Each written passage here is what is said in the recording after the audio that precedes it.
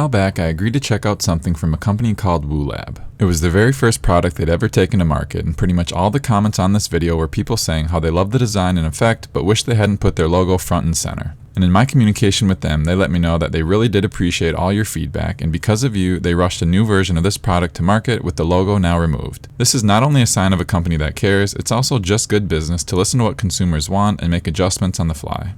Now recently, they reached back out wondering if I'd check out their brand new Galaxy Projector, and I immediately said yes because I knew they're going to somehow find a way to add a fresh take on something that has been around for a while. So let's jump right in to see what they came up with. Now the first thing you notice with any product is the packaging, and Woohlab definitely understands that it's important to make a good first impression. And I would say packaging is right on par with something you'd expect from a Govee product. And when opening things up, you'll first see the welcome information and the user guide.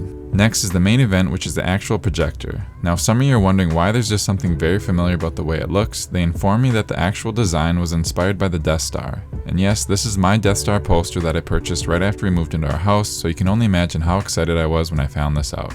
Moving on, you have the stand, USB-C cable and plug, and then you have two additional plastic pieces aside from the one already installed, which can be inserted into the side of the projector to create different effects. So taking a closer look at things, you have these 5 buttons which will allow you to turn things on, switch to music mode, cycle through animations, set your alarm, or adjust the brightness. And right above that is the tray that you can pull out to insert one of the 3 circle plates that it comes with to create different nebula type effects.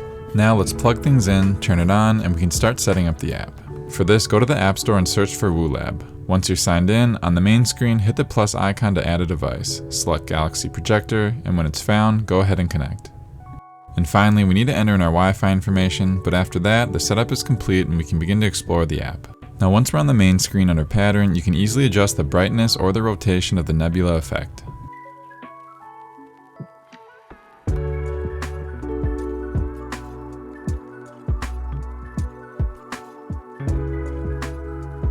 And here's where you can also completely turn off the effect so that you're just left with the laser stars. Next, you'll notice this giant circle cosmos looking thing in the middle. This is where you have the ability to select your A, primary color, and B, secondary palette.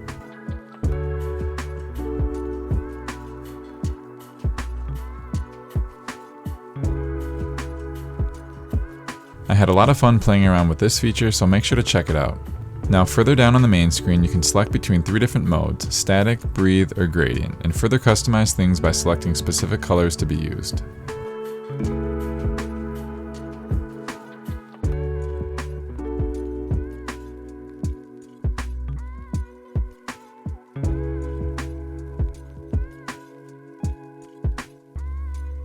Another thing you're for sure going to want to check out is the Scenes tab at the bottom. There's some really nice preset color combinations and effects you can have quick access to.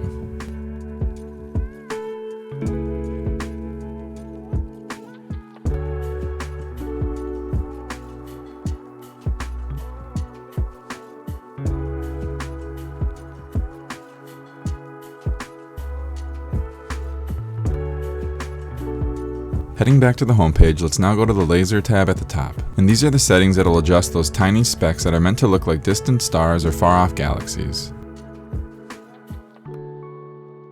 Further down on the page, you have the ability to change the effect from static to breathe, and under breathe, also the frequency.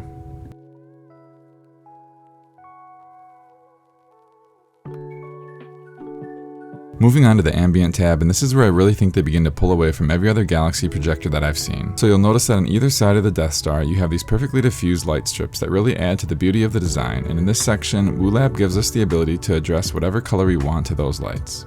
And closer to the bottom, we can further customize things by choosing different modes for these side strips.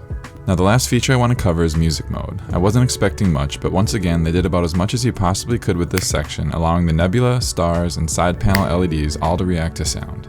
And I'll just cycle through some of the options here for you to see it in action.